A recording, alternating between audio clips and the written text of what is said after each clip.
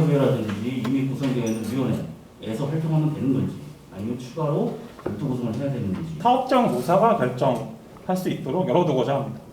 노사협의회를 활용하는 건 바람직하진 않다. 별도의 저 활동 시간으로 유고 처리까지 가야 되는 건지.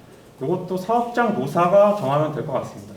회사를 위해서도 공동결정을 위한 노동자의 활동을 충분히 보장해 주는 게 바람직하지 않겠냐. 혹시 좀 현실적으로 어렵지 않을까. 중충적인 대응에 금속 노사가 빠짐없이 동참하려면 운영 시기를 못 박아두는 것이 필요하다. 과연 이게 동일하게 적용되는 부분이 혹시 문제는 없는지. 다가올 산업전환 위기에 좀 빠르게 대응하려면은 자동차뿐만 아니라 금속산업 전체에 필요한 요구가 아니겠느냐. 조합의 보통이 필요한 부분은 우리가 어디까지 조합이 감내하실 의향이 있으신지.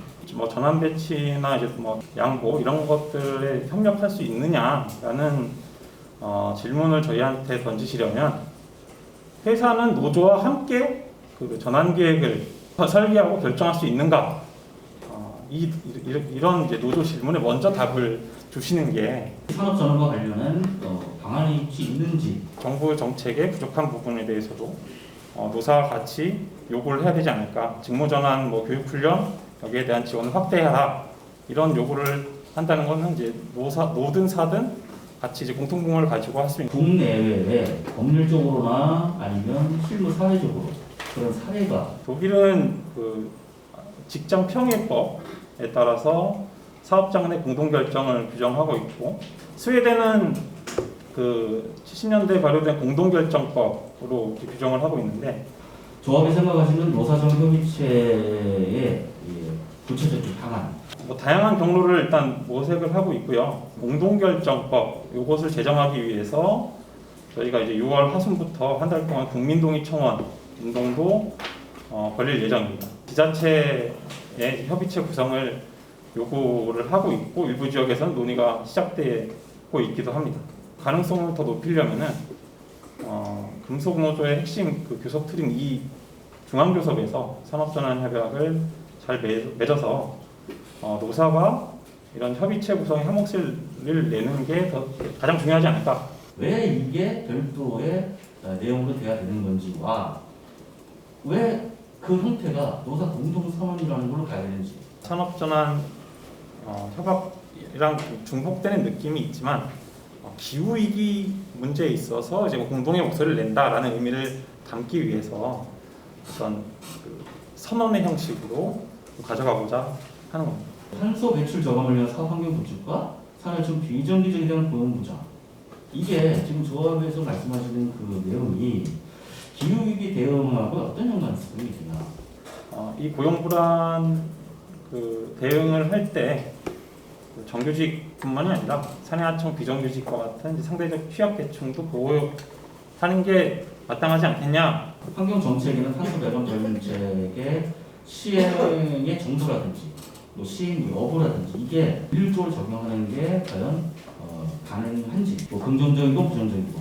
한번 금속 노사와 같이 좀 심층 조사를 해보는 것도 좋을 것 같습니다. 어떤 부담이나 부작용으로 작용할 수준의 요구는 아니다. 그 과정에서 혹시 이 고용 조건이라든지 노동 환경 변화라든지 이게 어떻게 달라졌는지. 미래차로 전환하는 과정에서 부품 수가 대폭 줄고 공정 수가 대폭 줄기 때문에 여기에 따른 고용 불안 사례들은 이래저래 이제 보고가 되고 있고 아마 더 많아질 겁니다. 이게 단체 협약의 내용으로 공동 선언하자는 내용이 이 단체 협약인지 아니면 그 내용 전체가 다 단체 협약으로서 지금 말씀하시는 건지. 법적인 효과는 단협과 다르지 않을 것이다. 우리 합의의 주체가 아닌 제3자에게 이걸 적용하는 문제. 노동자에게 금속산업 최저임금을 보장하도록 원청으로서 지도하고 감독하고 특히 이제 도급 단가 뭐 이런 것들 현실화하는 등 책임과 의무를 다하라는. 외주 협력사까지 적용한다. 범위를 좀 어디까지 생각하시는 건지. 말 그대로 외주 협력사의 정규직 노동자는 당연히 포함되고요. 그리고 외주 협력사에서 일하고 있는 즉 외주 협력사의 사내하청 비정규직 노동자가 까지 포함하는 개념으로 산업전환협약 등으로 이루어지는 이 요구안과 이 최저임금이 사실 상대 입장에서는 어떤 걸 더 고민해야 될지 좀 고민인 건 사실입니다. 둘 다 중요하고 둘 다 가능하다. 완성차가 됐건 정부에 우리 상조업의 이 인건비 문제, 최저임금과 관련된 문제들에 대해서 과연 어떤 진전이 있었는지 기업에 어려움이 있다면은 거기에 대한 뭐 정부의 지원 방안 이런 것들은 같이 모색하면은 노조도 의미 있는 작업일 것이다 이렇게 판단을 합니다. 제3자를 위한 합의가 될 텐데 이런 합의가 법률적으로 가능한 건지. 만약 회원사가 이제 이 같은 의무를 하지 않게 되면은 노조는 당연히 기본적으로 협약 당사자인 회원사들한테 책임을 물을 수밖에 없는 거고.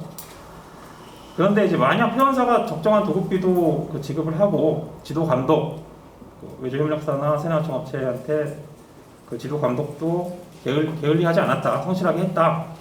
이제 그럼에도 불구하고 하청사가 이제 고의적으로 근속산업 최저임금을 적용하지 않았다. 그런 게 발각이 됐다. 그렇다면은 노조든 그리고 회원사든 하청사의 법적 책임, 예컨대 업무상 횡령이라든가 이런 것들을 묻는 방법을 같이 찾아야 되지 않을까. 네, 알겠습니다.